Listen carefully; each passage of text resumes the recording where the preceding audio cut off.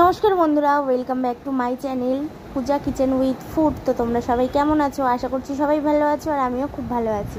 তো অনেক দিন ধরে ভিডিও দেওয়া হচ্ছে না ঠিকঠাক মতো, তো আজকে ভাবলাম চলো একটা ভিডিও তোমাদের সাথে শেয়ার করি। এখন তো বর্ষাকাল, চারিদিকে ইলিশ মাছ পাওয়া যাচ্ছে, তো আমি যেভাবে ইলিশ মাছটা রান্না করছি আমি সেভাবে শেয়ার করছি।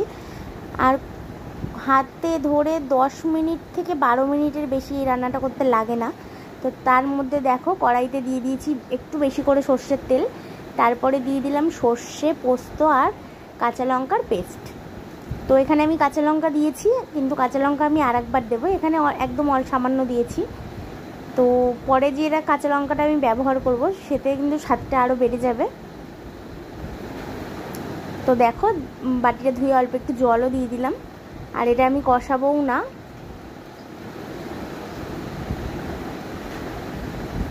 তো এইভাবে ইলিশ মাছ রান্না করলে খেতে খুবই স্বাদ হয়।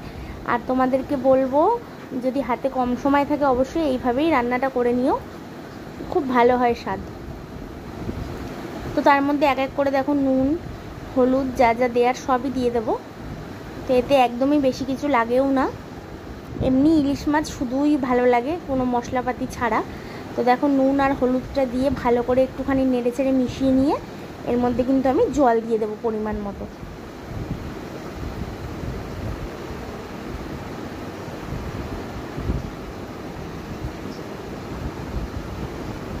তো দেখো পরিমাণ মতো দিয়ে দিলাম জল।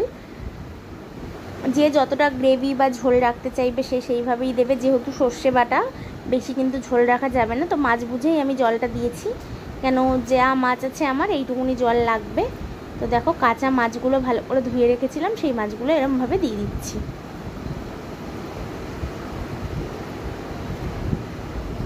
আর এইভাবেই রান্নাটা করবে, আর তাহলে মাছ একটাও ভেঙে যাবে না। আর এটা কিন্তু নাড়ানাড়ির কোনো দরকার নেই, কেন ইলিশ মাছ সেদ্ধ হতে একদমই সময় লাগে না, নরম মাছ,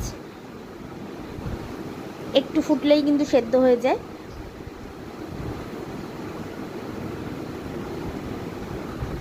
তো দেখো বন্ধুরা, সব মাছ কটা সাজিয়ে দিয়েছি আমি এইভাবে। তো এবার এটা ফুটুক, এখানে আর কোনোই কাজ নেই। এবার ঝোল ফুটবে, তারপরে আবার কিছু জিনিস আমি এর মধ্যে দেব। তো দেখো বন্ধুরা, ঝোলটা ফুটে গেছে, আর এইভাবে করে একটু নাড়িয়ে দেবে। আর যদি পারো মাছ উল্টাবে, না হলে কিন্তু উল্টাবে না। ইলিশ মাছ কিন্তু বলেই দিয়েছি সেদ্ধ হতে সময় লাগে না। তো সবে ঝোলটা ফুটে উঠেছে, এখনও দেরি আছে, এটা 10 মিনিট মতো রান্না করতে হবে। তো আমি তাও উল্টানোর চেষ্টা করছি এই লেজগুলো, মানে মাছের লেজাগুলো। তো যদি পারি তো উল্টাবো, না পারলে উল্টাবো না। দেখো এইভাবে করেই দেখো এই সাইডের মাছটা উল্টেছি, যেমন এই রকম, কেন ইলিশ মাছ নরম হয়, খুন্তি দিয়ে নাড়া দিলে কিন্তু ভেঙে যেতে পারে। তো দেখতে পাচ্ছ বন্ধুরা, গ্যাসটা হালকা করে দিয়ে দেবে এইভাবে। আর দেখো সাইড দিয়ে একদম তেল ছাড়তে শুরু করেছে। তো দিয়ে দিলাম অল্প একটু মিষ্টি।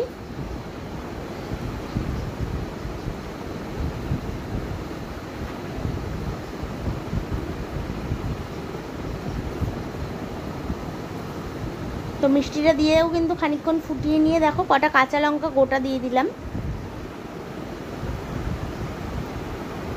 এই গোটা কাঁচা লঙ্কাগুলো যারা ভাতের সাথে মেখে খেতে ভালোবাসে তারা অবশ্যই দেবে, না হলে না দিলেও চলবে। তো আমি মুখে দিয়ে দেখেছিলাম নুনটা একটু কম মনে হচ্ছিলো বলে একটু নুন দিলাম। তো দিয়ে আবার দেখো এইভাবে ঝাঁকিয়ে নিচ্ছি, আর কালারটাও কত সুন্দর হয়েছে।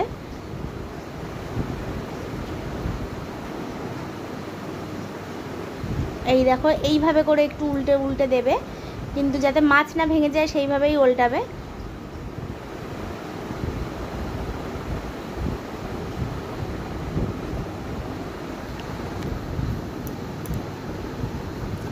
তো এইবারে আমি যেটা এই জিনিসটা দেবো সেটা হচ্ছে কাঁচা লঙ্কার পেস্ট।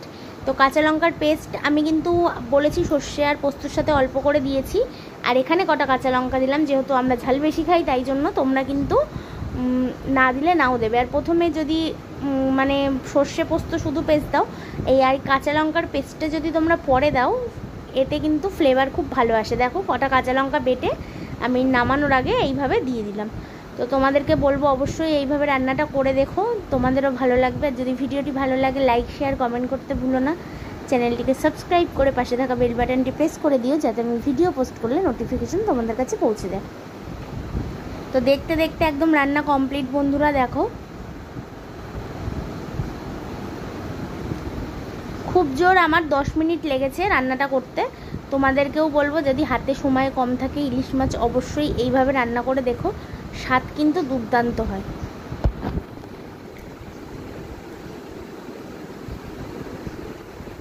আর আমি এখানে কালো সর্ষে ব্যবহার করেছি, সাদা সর্ষে ব্যবহার করিনি। আমার যেন কালো সর্ষেটাই বেশি ভালো লাগে। আর দেখো নামানোর আগে কিছুটা সর্ষের তেল উপর থেকে ছড়িয়ে নামিয়ে নেব, গরম ভাতে জাস্ট জমে যাবে।